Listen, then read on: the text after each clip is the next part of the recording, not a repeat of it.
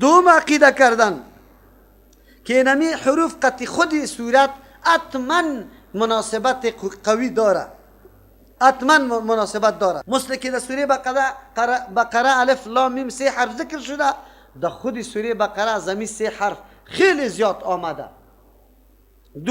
سوم ایست که اینمی صورت با وجودی که آمده در لغت عرب هم همچنان کلمات آمدن بگوی آشنا بوده. چرا؟ اگر آشنا نمی بود عرب اعتراض میکردن چرا پیغمبر اینطور کلمات آورده که ما معنایش نمیفهمیم. معلوم شد که در کلام عربی همچون کلمات آوردن امر غریب و ناشنا نبوده. این 3 گپ میگه در مورد حروف مقطعات عقیده داشته باشیم، خب معنای حقیقیش نمیدانیم. دوم طایفه از علمای متأخرین است که یا میگه نه معنا و مفهوم داره، اگرچه حقیقی معنایش نمیدانیم اما تاویل کده میتانیم به خاطر که اعتراض مردم دفع کنیم. چی رقم معنای تاویلی داریم؟ کسی میگه این اشاره به صفات الله است، الف الله، لام لطیف، میم مجید. الله تبارک و تعالی مهربان ذات است، بسیار عظیم ذات است، بزرگ ذات است. یا الف اول، لام لازمون، میم للمؤمنه. اول لازم که برای مؤمن است و چیست؟ ذالک الکتاب لا ریب فیه، که عقیده داشته باشه که کتاب شک و شبهه نداره. اینمی قسم کسی میگه نه این نام پیغمبر است، کسی میگه این نام سوره است، مختلف معانی را بیان میکنه. خدا بین معانی تأویلی کدام معنایی را که شیخ الاسلام ترجیح داده امی معناست و این تقریبا مناسب و قرینی امی صورت میباشه. میگه وقتی یک انسان شروع به این حروف میکنه، قرآن کریم به زبان خود گویاست به این آدم خطاب میکنه که ای آدم تو میفهمی این کتاب الله از همین حروفی که تو تلفظ میکنی سخنت از همین حروف جور شده. تو میگی کدام حروفی را که تو کلامی تا جور میکنی امی حروف است، امی الف لام میم است. خب فرق در بین کلمات چیسته؟ تو کلام از همین حروف جور میکنی، الله هم جور کده. آلی کلام تو و کلام الله چه فرقی داره؟ ماده یکی است، مواد یکی است. کلمه که جور میکنی از تو و از الله یکی است، لیکن کیفیت کلمه الله چرا دیگه قسم است؟ هیچ کس نمیتونه. تا روز قیامت خود قرآن گویا است، اختار میده، چلنج میده تا روز قیامت که به مثل ما بسازه کوچکترین صورت را، در حالی که خود قرآن هم از همین حروف جور است و تو از همین حروف سخن میگی. چرا به مثل قرآن جور کرده نمیتونی؟ میگه این نمایندگی از چی میکنه؟ اعجاز قرآن، که قرآن کلام معجز است، از او خاطر این معنا را داره. لیکن قول راجح است علمای سلف ما، یعنی کسایی که در زمان پیغمبر صحابه و تابعین است و معنای تاویلی ماویلی نمیکرد، به کی میسپرد؟ الله تبارک و تعالی میسپرد. از او خاطر میگه آیات قرآن کریم 2 قسم است، یکی محکمات است که معنای مقصدیش بالکل واضح است، دوم متشابهات است که معنای مقصدیش چی نیسته؟ بگه واضح نیسته. او باز 2 قسم است، یکی او معنای است که بالکل معنایش به یک وجه معلومدار نیسته، معنای ظاهریش هم، لیکن یک قسم متشابهات است که معنای ظاهریش معلوم است اما کیفیتش نامعلوم است. از او خاطری در حروف مقطعات میگه این بسیار باریکات و نکته های دقیق برای از یا ذکر کرده. مثلا الف لام میم در مجموعه در ابتدای 29 صورت آمده. کل حروف ما چند حرف میشه؟ با شمول همزه و الف که با هم جدا کریم چند حرف ایجا جور میشه؟ 29. و همچنان یا به حذف تکرار حرفایی که آمده باز حذف بکنیم در چند جور میشه؟ 14 حرف جور میشه که نصف مجموعی کی است؟ حروف هجا. در صورت که را 28 بدانیم و همزه و الف یک جا بدانیم. اما قسم این حروف گاهی چی است؟ یعنی مفردات است، یک حرف است مثل نون واره، یا است که مرکب از 2 حرف است مثل یاسین واره، یا مرکب از 3 حرف است مثل الف لام میم واره، یا 4 است کاف ها یا عین صاد، یا 5 است بگی کاف ها یا عین بگی میم صاد. اینمی قسم یعنی هم واحد است، هم 2 حرف آمده، هم 3 هم 4 هم 5. اینمی قسم بسیار نکته هاست.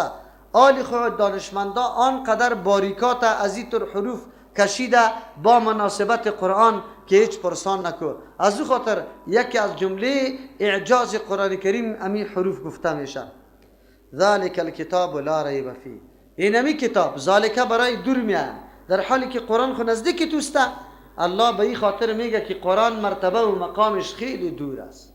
انسان نمیتونه امو منزلت و مقام مکمل قرآن درک بکنه که قرآن دارای امو مقام و منزلت است. هر انسان بسیار مرتبه کمی قرآن درک میکنه، وگرنه قرآن بسیار مطالب عالی و مقام عالی داره. از او خاطر ذالک را آورده.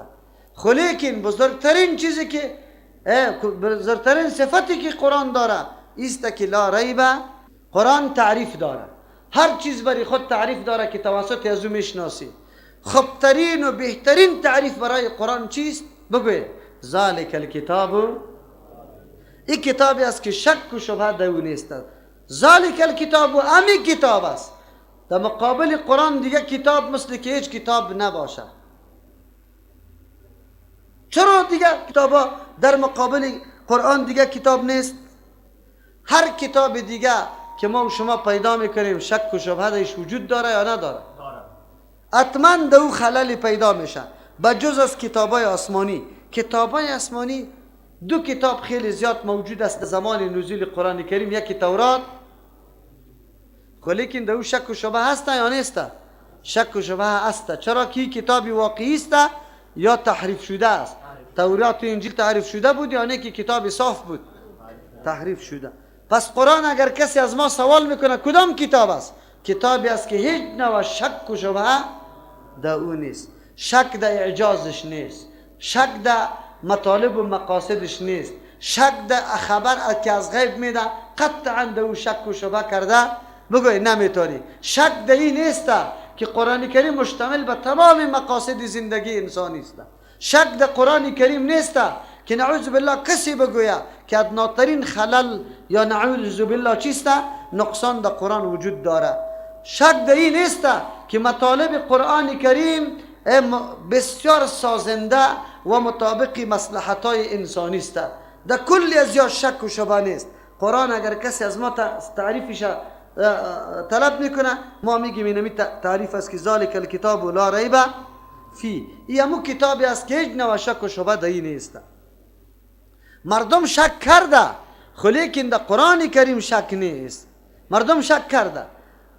بعضی مردم ها میگه که اونجا آیت خو میگه و این کنتم فی ریب، اگر شما در شک هستی. چرا آیت دلالت بالایی میکنه که شک در قرآن کریم نیست، یعنی شک کننده نیست. در اونجا شک کننده را خود ذکر میکنه. اگر شما در شک هستی جوابی است.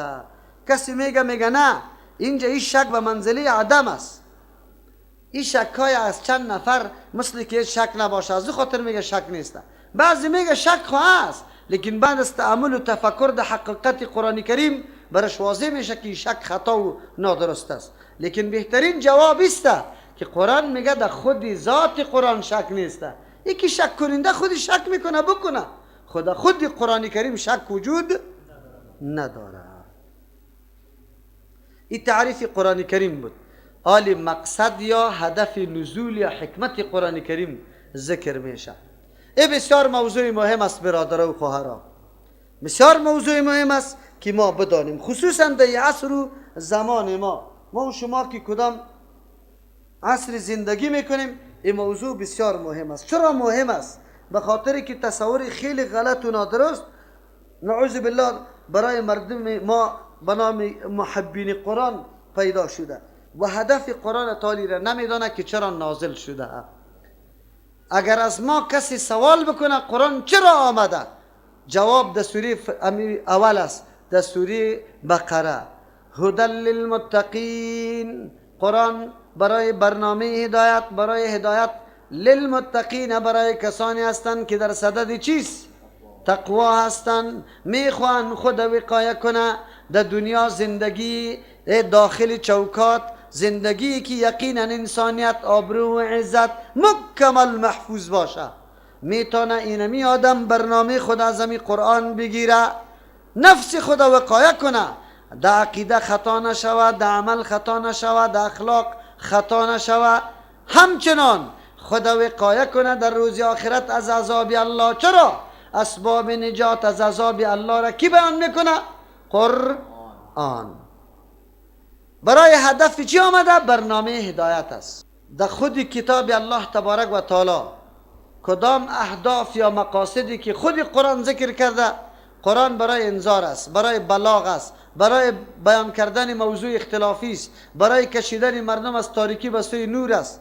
من در بعضی ترجمه ها و درسای خود نوت میدم، هر کدام آیات های قرآن کریم که آمده او را برش بیان هم میکنم، امون ننبری آیات ها را ما بیان میکنم. اگر شما خواهش داره امیر براتان بیان میکنم، قطعی خود نوت گرفته میتونه که هدف نزول قرآن کریم که خود قرآن بیان کرده چیسته، یعنی قرآن کریم برای کدام هدف آمده. شما میتونه امیر نوت کرده بگیره، چرا که در آینده براتان واضح میشه.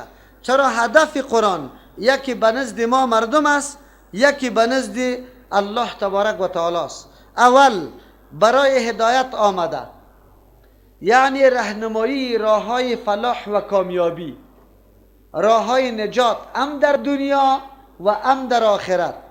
در سوره بقره آیت دوم، سوره بقره آیت دوم برای هدایت، یعنی در سوره بقره آیت دوم که نخ میخوانیم و آیت 185 دوم برای شفا، یعنی هر نوع خلل یا نقصانی که در عقیده است قرآن که بخوانی دیگه خلل باقی نمیمانه، شفا است برای ما فی الصدور. موعظه است، کتابی که یقینا تو از همه نارواکاری منع میکنه، نصیحت میکنه، خیرخواهی توسته، میخواه که تو را مکمل از هر نوع زشتی ها و بدی ها نگاه کنه. همین کتاب است. موعظه، شفا است، موعظه است، رحمت است.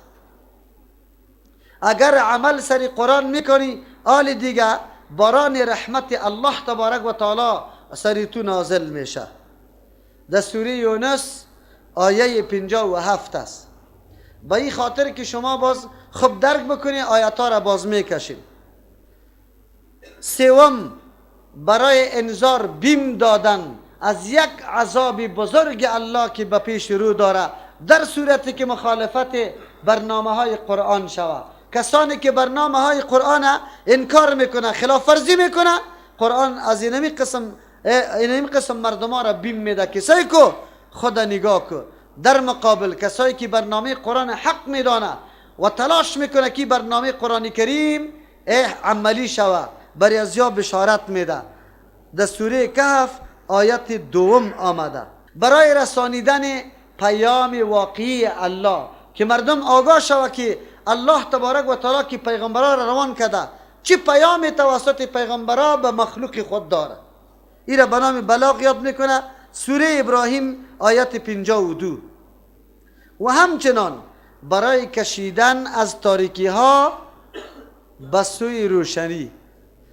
این در سوره ابراهیم آیت اول، برای کشیدن از تاریکی ها به سوی روشنی.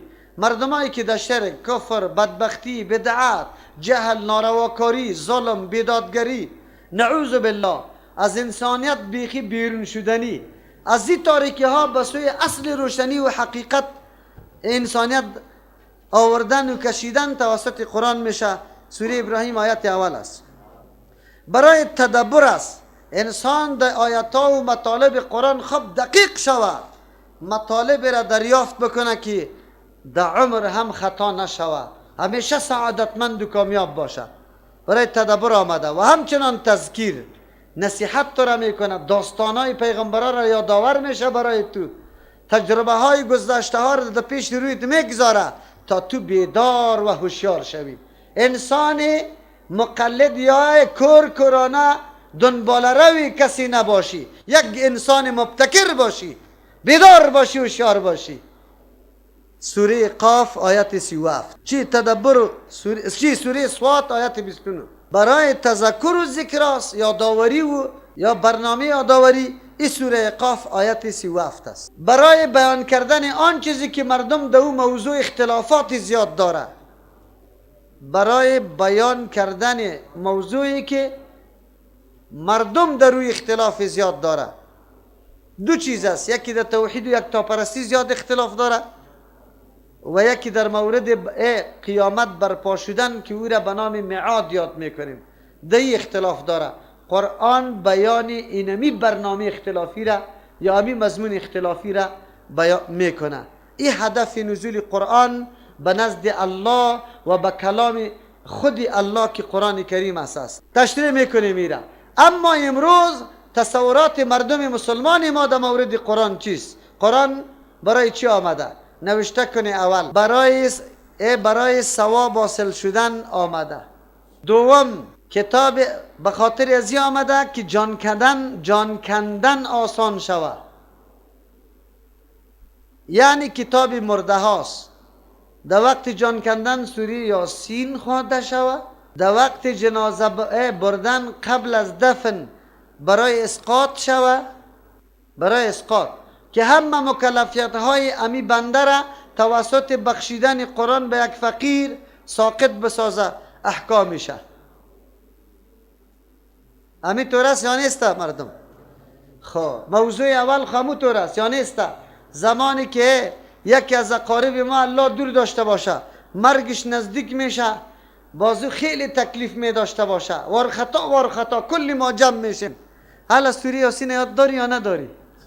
سوره یاسین از زود شروع میکنه. منظورتان چیست؟ بگوی که نفسش خیلی زود برایه. اما تو راست یا نیست؟ این کتاب انقلاب و تغییر تو برای ازی میخوانی که نفس زود برایه. یک این کتاب آسمانی و انقلابی را تو در روز که پیغمبر برات میگه که اسرع بالجنازه، سری جنازه بسیار جلتی کنی، زود زود دفن بکنی. در حدیث میگه که بهترین یا خوب ترین چه است که شما زود زود جنازه را دفن بکنی. او تو تال داده رایستی دفتوی مطراق یا در برف خیلی سردی زیاد، مولا صاحب قطعی چند نفر حلقه میزنه و این کتاب محترمه که از بازار امی صاحب مرده آورده، اقارب مرده عبده را پد بازار خریده به نام قرآن اسقاطی که هیچ خوانده نمیشه. بازو را مولا صاحب در سر یک بلک پول و پیسه میمانه و برای فقیر میگه این قرآن کریم که قیمتش هیچ پوره نمیشه، هیچ پوره نمیشه. با امرای اینمی پول در عوض تمام نمازهای فوت شده، تمام نمازهای فوت شده مرده به تو بخشیدیم، تو قبول کردی؟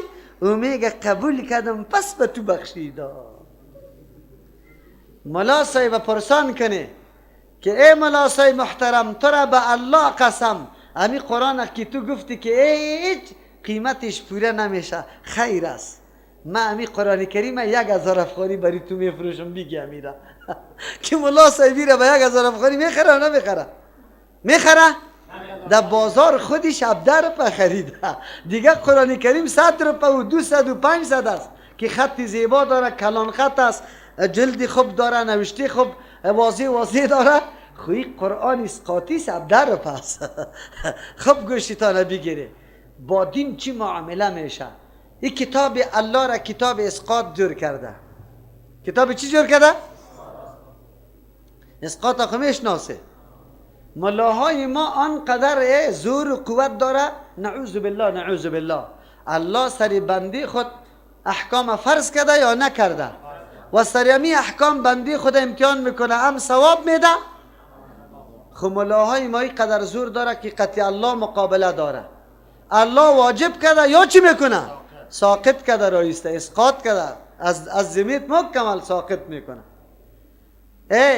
تمام عمر نه نماز بخوان، نه روزه بگی، نه زکات بده، نه حج بکن، نه سجده تلاوت بکن، نه سجده سوا بکن، نه نظری توفا کن، نه واجبات انجام بده. چرا؟ مولا صاحب قطع یک پندک پیسه، قطع یک قرآن کریم از تو چی میکنه؟ از تو ساقط میکنه. خیر خلاص، برای آسان رای رفتن به سوی کیست؟ جنت است. ما نصارا را ملامت میکنیم و میگه ما که هر رقم گناه بکنیم بخشیده است. چرا؟ عیسی علیه السلام خود قربانی برای گناه ما کرده. حالی ما که هر رقم گناه را بکنیم، مولا صاحبی قربانی را برای کی بکنه؟ برای ما میکنه. در بدری هست یا نه؟ دیگه دلایل بطلان مسئله اسقاط براتون نمیگم. بزرگترین بدعت نعوذ بالله خصوصا در این روز غم اینمی اسقاط است. اینمی چی است بگوی؟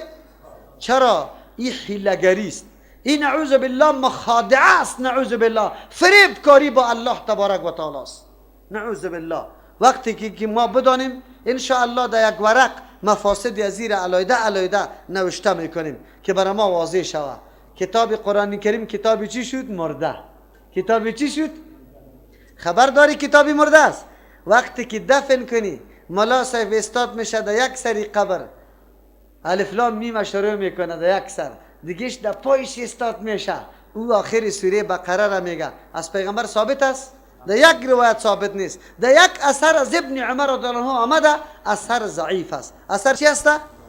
خصوصا به نزد امام بزرگ، به نزد امی مردم امام اعظم رحمت الله علیه، و میگه قرائت سر مقبره چیست؟ حرام است. چی است بگه؟ خلیکنی مردم حنفی خدا میگیره، خلیکن باز به قول امام صاحب نمیکن. سر قبر کتاب مرده شد یا نه؟ نه، تالی را باقی مانده. در لوح سنگش سوره اخلاص نوشته میکنه، قل هو الله. خود شما خبر داری که نعوذ بالله سگ میره دور از قرآن کریم و مسجد، لنگ خدا بالا میکنه سر شناخت سنگ قبر چی میکنه؟ پیشاب. ما مردم الکی امریکایی قرآن در داده، با جوش و خروش میرویم. یه طور غیرت ما را گرفته میباشه، زدیم به یک سوختاندن قرآن کریم، چندین نفر در تظاهرات چی شد؟ جان خود از دست داد، شهید میشه. لیکن اینجا چرا ما در اینجا چرا یک تظاهرات سری کی نمی کنیم؟ سری سنگ تراش، سری نوشته کننده. تو قرآن همی قدر توهین میکنی؟ سری ملایی که اجازه داده کدام تظاهرات کده؟ امریکایی قرآن خیلی توهین کرده بود یا تو خیلی قرآن توهین کردی؟ او خود تنها سوختان، لیکن تو گرفتی نعوذ بالله حتی پیشاب با آیات قرآن ملوث کردی. یکی از علمای اهل تشیع یک جای در جنازه شریک بودیم. من موضوع را یاد کردم که گپا نادرست است، دین نیست. او ختمه دلیل گویی کرد، گفت نه بالکل درست است، آیت قرآن است. همینطور می آمدیم الحمدلله، مقبره خیلی کلان بود که در منطقه رسیدیم که در سر قبر راستی در لوحه سوره اخلاص نوشته بود. شما باور به الله بکنید که در بیخی اونمو شناخت سنگ نعوذ بالله گندگی چی بود؟ بگه سگ. اما عالم اهل تشیع گفت بس مولی سه، من دیگه تسلیم شدم، یقینا گپی تو حق است، من دیگه دلیل برات نمیگم. بله همینطور است. توهین قرآن میشه، توهین قرآن میشه. شهید میشه، شهید بیرق بالا کردن سری کدام مرده در کدام حدیث ثابت است؟ سری قبرای احد آجی صاحبا رفتی یا نرفتی در عربستان؟ امونجا احاطه که شهدای احد است کدام بیرق میبینی؟ حتی احاطه دیوال هم علمای عربستان سری حکومت انتقاد کردن که به خاطر که مردم بازی دیوال چی میکنه؟ بوسه میکنه. چی میکنه؟ امو دیوال هم میگفتن این بدعت است، دیگر خود چی میکنی؟ لیکن اینجا شهید است، بیرق نوشته میکنه ولا تقول لمن یقتل فی سبیل الله. او را استاد میکنه، افتو میزنه ای رخته، باز بادی قوی که پیدا شوه پرچه امی رخت قطعی یک قطعه آیت میگیرشه، میبرشه در زبالکی دانی در جویچه در ای گپا. از پاکستان که آمدم در منطقه ما در یک روز 30 نفری جوان شهید شده در یک ساعت و او را در یک باغ دفن کردیم. زمانی که من از پاکستان آمدم رفتم، بیرقایی که نوشته شده بود که کونه شده بود که افتاده بود، شما باور میکنی که 5 بوجی تاری را امی بیرقایی که کونه شده بود قطیبات افتاده بود، آیتا دایش نوشته و خاک و خروج قطیش او سرش آمده در یک کنج باغ اینه میتور افتاده بود. 4 بوجی تاری را ما پر کردیم در لب دریا، سوختاندیم شه، بعد از او خاکستری شده کجا انداختیم؟ دریا. یک آوازه در منطقه افتاد، گفت مولایی آمده به نام متوکل قرآن در داده. برادر یک هیاهوی بود، بسیار موقع تبلیغ به مردم میاثر شدی. در هر منطقه امی آوازه بود که قرآن سوختانده. ما عزت قرآن کردیم یا نه که ما توهین قرآن کردیم؟ قرآن کتاب مرده ها شد، شما خبر نداره. اگر من میالی غسل بکنم خب پاک و صفا، خود یک چادری که در اونجا آیت قرآن نوشته میشه میگیرم دمی پای خود بند میکنم، همینطور سری خود کش میکنم. هر کدام شما که بیایه میگی یه نبی ادب آیت قرآن چادر جور کرده، دیکی نمیزنی. میزنی نمیزنی؟ مرده جان که تعالی را به الله مردم غسل دادی، خب باز ریم برآمد، باز خون برآمد. و مرده که حالی به عقیده تو نجس شده، حالی چطور شالی مرده را آیت الکرسی را سری تابیت تو شوار کرده، سری پای شوار کرده؟ باز که مردم بشینه میگه سابق مولا نبود، الحمدلله اولین کسی که انشاءالله امی قسم رخت از مرده دور کردیم انشاءالله مست. مؤسسه هنری